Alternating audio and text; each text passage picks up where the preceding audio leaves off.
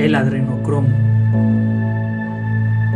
una droga tan poderosa que te dará energía, euforia, alucinaciones hasta por varios días. Se dice que si la consumes serás eternamente joven. Vamos a ver de qué se trata esta historia.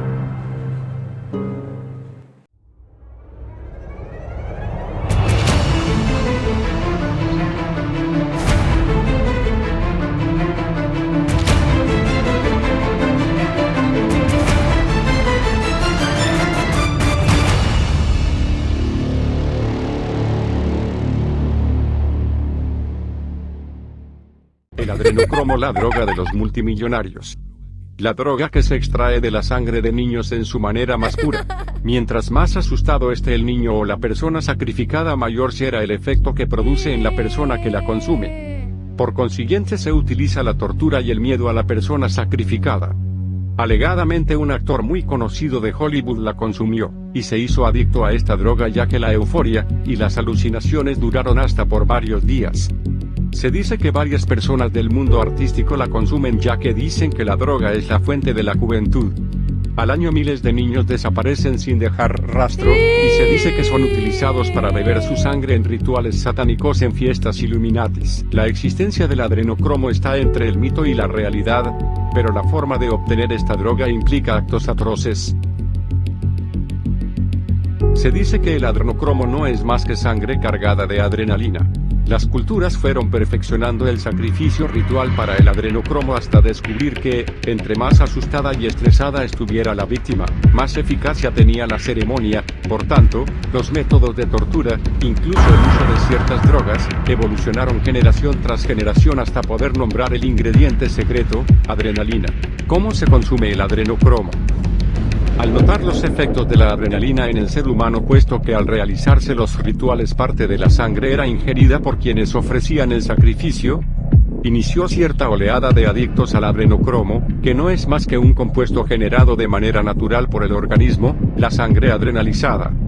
Es decir, cuando las víctimas de los sacrificios eran sometidas a torturas físicas y mentales, los oficiantes del ritual, con la experiencia y las costumbres heredadas, monitoreaban a la víctima para localizar el pico más alto de la adrenalina, entonces la asesinaban ya que la sangre estaba totalmente contaminada por la hormona, y así podían beberla y experimentar sus efectos. La adrenalina es una hormona secretada por las glándulas suprarrenales que se transporta por el torrente sanguíneo a distintas partes del cuerpo, dependiendo de en dónde sea más necesitada, es decir, si se trata de un atleta, la adrenalina funciona como disparador de energía y fuerza. Si se trata de una persona en peligro, la adrenalina alerta los sentidos, dilata las pupilas para una mejor visión, desencadena mecanismos de supervivencia ocultos en el cuerpo, y eleva la presión sanguínea en caso de que sea necesario correr para huir. Si por el contrario, se está expuesto a una experiencia como paracaidismo, sexo, o algún deporte extremo o situación límite, la adrenalina actúa en el cerebro como una puerta abierta a cualquier estímulo, hasta el más mínimo, y hay una muy alta posibilidad de percepciones extrasensoriales. Actualmente, para un consumo más puro es extraída directamente de las glándulas suprarrenales, arriba de los riñones, las arterias principales o la médula espinal. Una persona produce aproximadamente 10 centímetros cúbicos de adrenocromo. Aunque ya son muy pocas las culturas que siguen llevando a cabo sacrificios humanos, esta costumbre pasó a manos de cultos y sectas formados por miembros de élite social como los Illuminati, quienes disfrazan estos sacrificios de eventos sociales exclusivos. ¿Cómo se consigue o dónde se compra el adrenocromo? Existe toda una subcultura que afirma que el adrenocromo es real, y que se puede conseguir de manera clandestina por la deep web a precios estratosféricos. Sin embargo, como se dice al principio de este texto, averiguarlo de primera mano significaría estar dispuesto a someter a otro ser humano, primero a torturas horribles, para después darle muerte. Y aunque dichos testimonios afirman que sus efectos no tienen comparación, alucinaciones, euforia, incremento de los sentidos, de la energía y de la fuerza, esta droga va mucho más allá de cualquier viaje de ácido adrenocromo sintético. Existen múltiples estudios acerca de la versión sintética o de laboratorio del adrenocromo.